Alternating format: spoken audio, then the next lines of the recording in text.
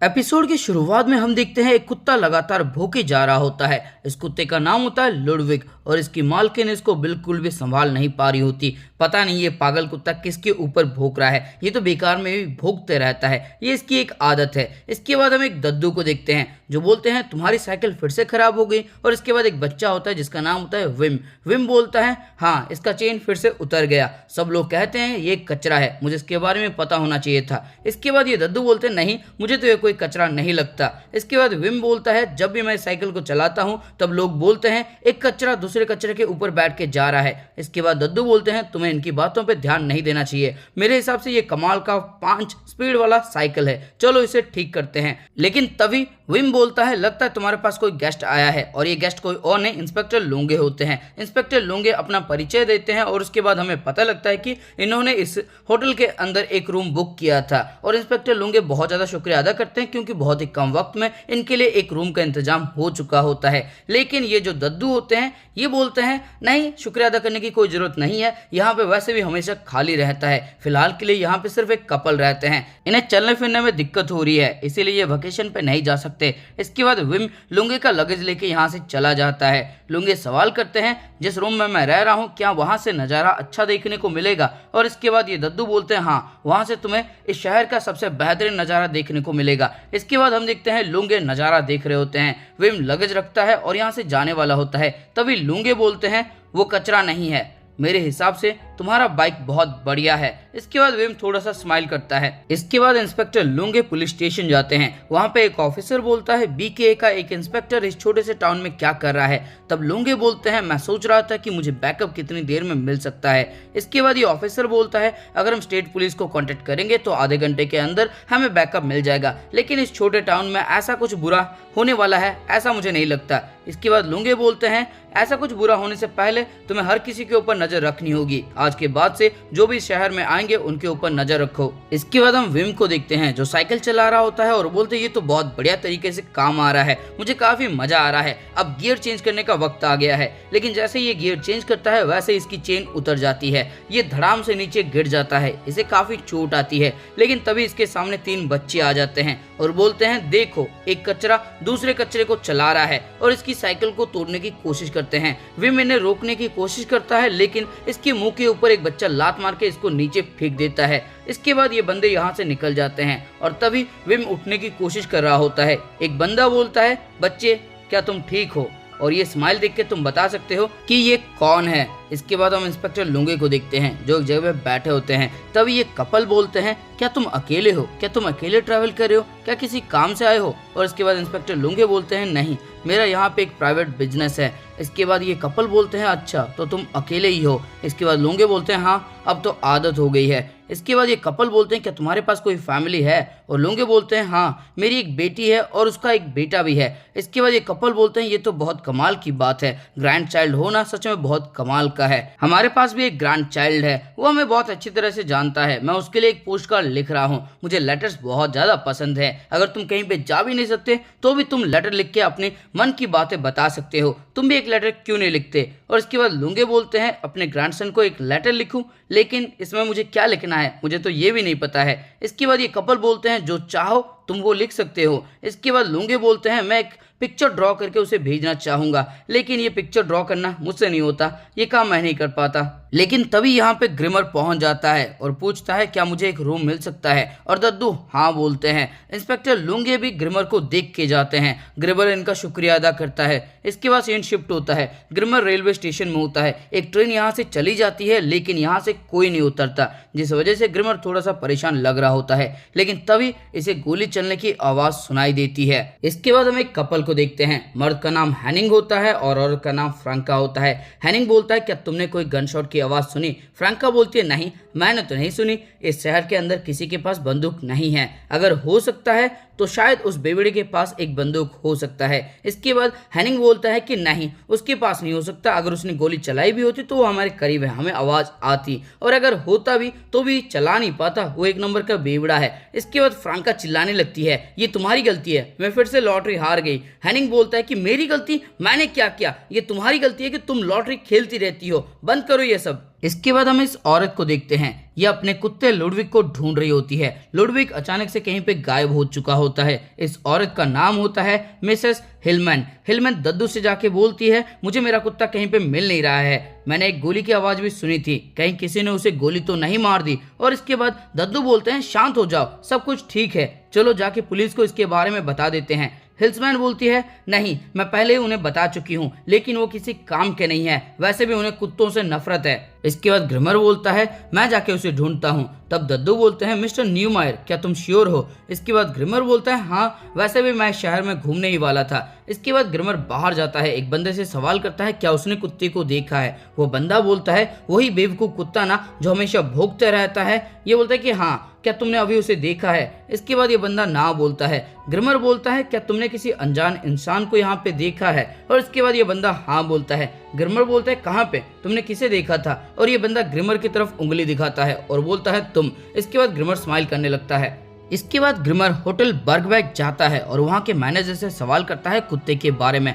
Manager बोलता है, तुम कुत्ते के बारे में पूछने के लिए आए हो? मुझे तो लगा था कि तुम एक कस्टमर हो। इसके बाद ग्रिमर बोलता है, मुझे माफ करना, मैं होटल भस्टक में पहले ही रह रहा हूँ। इसके बाद ये मैनेजर बोलता है कि हाँ, वो मेरे सारे कस्टमर ले जाता है। इसके बाद ग्रिमर बोलता है, सारे कस्टमर ले जाता है, यानी कि यहाँ पे अभी कोई नहीं रहता? और ये मैनेजर बोलता है कि हाँ, ये पूरी तरह से खाली है, इसीलिए मुझे सब कुछ क्लियरली सुनाई देता है, और अगर भौंकने वाला कुत्ता मेरे आसपास होता तो मुझे पता होता, लेकिन मैंने यहाँ पे एक गोली की आवाज सुनी है।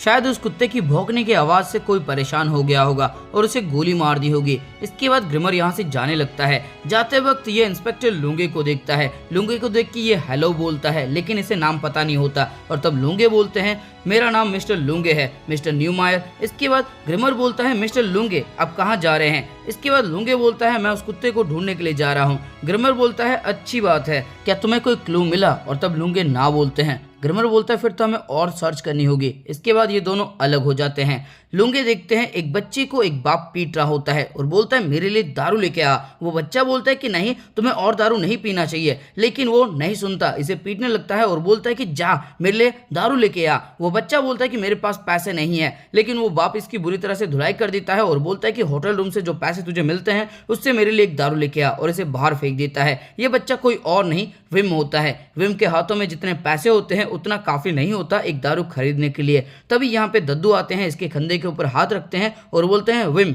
घबराओ मत, लगता है तुम्हारे बाप ने आज तुम्हें फिर से पीटा है, चलो होटल चलते हैं। इसके बाद हम ग्रिमर को देखते हैं, जो एक सॉसेज खा रहा होता है और वो बहुत ज्यादा खुश होता है और बोलता है, सच में ये बहुत ही ज्यादा स्वादिष्ट है। वो लड़की बोलती है, ये तो काफी अजीब बात है, खाना खाते वक्त मैंने इतना खुश किसी को नहीं देखा। इसके बाद ग्रिमर बोलता है कि ये खाना बहुत स्वादिष्ट है। ये लड़की हंसने लगती है और बोलती है, ये सिर्फ एक सॉसेज है। इसके बाद ग्रिमर बोलता है, जब खाना स्वादिष्ट होता है तब मैं ऐसा ही चेहरा बनाता हूँ। ये जगह बहुत ज्यादा शांत है और बहुत बढ़िया खाना भी यहाँ पे मिलता है। इसके बाद ये औरत बोलती है, लेकिन मैं इस शहर से जाना चाहती हूँ, मुझे उम्मीद है कि एक राजकुमार आएगा और मुझे यहाँ से ले जाएगा, लेकिन यहाँ पे कभी कोई कमाल के इंसान नहीं आते, यहाँ पे कोई भी नहीं आता, हर रोज एक ही चेहरा देख देख के मैं परेशान हो चुकी हूँ। इसके बाद ग्रिमर बोलता है, क्या तुम्हें उस कुत्ते के बारे में कुछ पता है? और तब ये लड़की बोलती है, हाँ, उस कुत्ते को मैं बहुत अच्छी तरह से जानती हूँ। हिलमैन की हालत एक बार बहुत खराब थी, मैं उसे घुमाने ले गई थी, मैंने उसे एक हड्डी दी थी, वो बहुत बदमाश था, उसने वो हड्डी मुझसे तुरंत छीन ली अपनी पूरी ताकत से और वो भाग गया।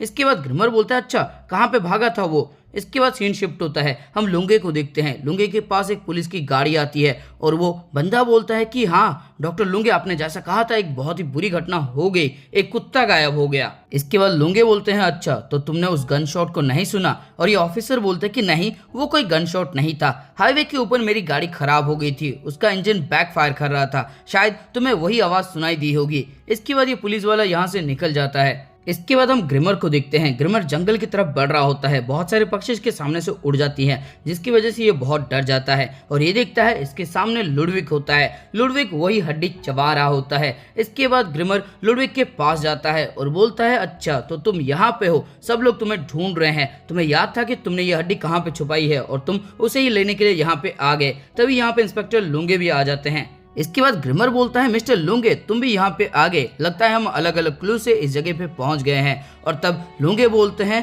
तुम इस शहर में क्या कर रहे हो। तब ग्रिमर बोलता है तुम एक इंस्पेक्टर हो, तुम यहाँ पे क्या कर रहे हो, तुम्हारे अंदर से मुझे पुलिस की खुशबू आ रही है। इसके बाद लुंगे बोलते हैं मैं छुट्टियों में हूँ, लेकिन जब मैं प्राग में था तब मैंने एक सीरियल किलर के बारे में सुना था। वो सीरियल किलर एक लंबा इंसान है, उसके पास एक बहुत बड़ा सा बैग रहता है और चेहरे पे हमेशा मुस्कान रहती है, और मेरे हिसाब से तुम ही वो क्रिमिनल हो, है ना मिस्टर न्यूमायर, या फिर मुझे कहना चाहिए मिस्टर ग्रिमर।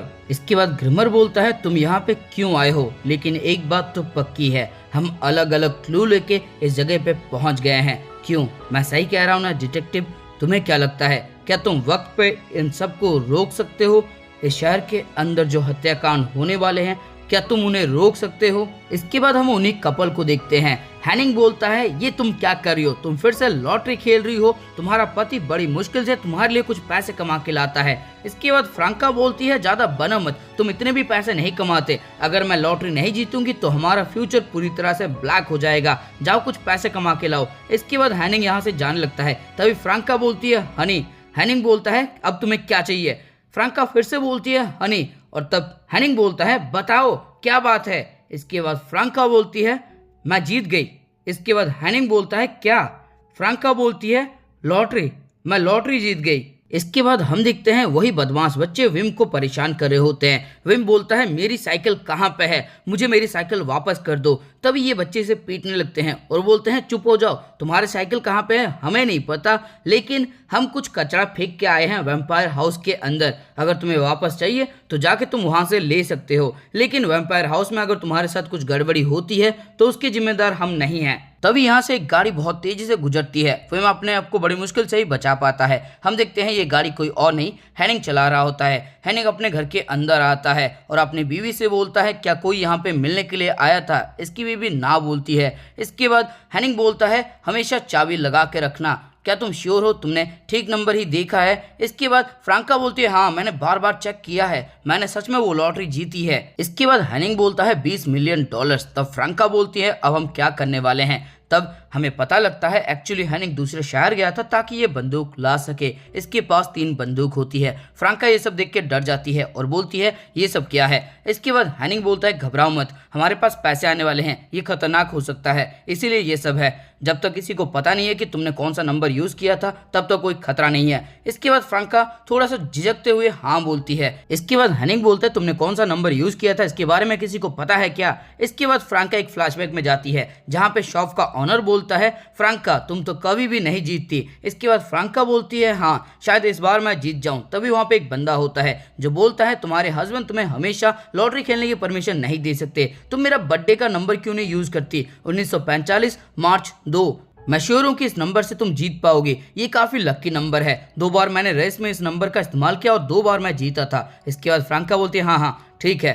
इसके बाद हम रियल टाइम में आते हैं जहाँ पे हैनिंग बोलता है ये मत कहना कि उसे इसके बारे में पता है। इसके बाद फ्रांका बोलते है अगर वो न्यूज़पेपर में देखेगा तो वो जान पाएगा। इसके बाद हैनिंग बोलता है उसे तो नहीं पता है ना तुमने उसका बर्थडे यूज किया है। इसके बाद फ्रांका बोलती है मुझे नहीं पता, शायद शहर में अभी तक अफवाह फैल चुकी होगी। इसके बाद हैनिंग बोलता है कि अब तुमने मुझे बताया है तो मुझे याद आया, जब मैं घर के लिए वापस आ रहा था तब मैं सिगरेट लेने के लिए रुका था, तब वहां पे सॉसेज वाली लड़की मुझे घूर घूर के देख रही थी। इसके बाद फ्रांका भी अपने सर पे हाथ रख लेती है और बोलती है हाँ शायद उन सबको पता है, जब मैं कचरा फेंकने के लिए गई थी तब उस बेबड़े ने मुझे देखा था, वो मुझे घूर घूर के देख रहा था, अगर उस बेबड़े को पता लगेगा कि हमारे पास पैसा है पता नहीं वो हमारे साथ क्या करेगा। इसके बाद हैनिंग फ्रांका को संभालने की कोशिश करता है और बोलता है शांत हो जाओ, हम अपने आप को बचा सकते हैं, हमारे पास ये है। इसके बाद हम विम को देखते हैं जो पहाड़ी के ऊपर वाले वैम्पायर हाउस के पास होता है। वहाँ पे एक बिल्ली मरी पड़ी होती है। इसके बाद विम आगे बढ़ता है और वो रूम के अंदर जैसे ही पहुंचता है तब उसे पता लगता है कि शायद यहाँ पे कोई है, इसलिए विम एक जगह पे जाके छुप जाता है। हम एक बंदे की आवाज सुन पाते हैं जो बोलता है लगता है वो कुछ दिनों से यहाँ पे नहीं आया है, ये पेंटिंग कंप्लीट नहीं है, शायद उसने पेंटिंग करना छोड़ दिया होगा या फिर वो पेंटिंग करने के लायक ही नहीं होगा। लेकिन तभी विम अचानक से डर जाता है और हम देखते हैं इसके सामने 2 बंदे होते हैं, लेकिन ये कोई और नहीं ग्रिमर और लुंगे होते हैं। ग्रिमर विम के पास जाता है और बोलता है, विम तुम यहाँ पे क्या कर रहे हो? और तब विम बोलता है, मैं अपने साइकिल को ढूंढ रहा हूँ, मेरे दोस्तों ने साइकिल को यहाँ पे फेंक दिया है। इसके बाद ग्रिमर बोलते हैं, तुम्हारे दोस्तों ने तुम्हारे साथ मजाक किया है, पहाड़ी के नीचे तुम्हारी साइकिल को मैंने झाड़ियों में देखा है। इसके बाद लुंगे बोलते हैं, लगता है उस बिल्ली को सब मशीन गन से मारा गया है। तब ग्रिमर बोलता है, यानी कि वो सब यहाँ पे आ चुके हैं। और तब लुंगे बोलते हैं, हाँ वो करीब है।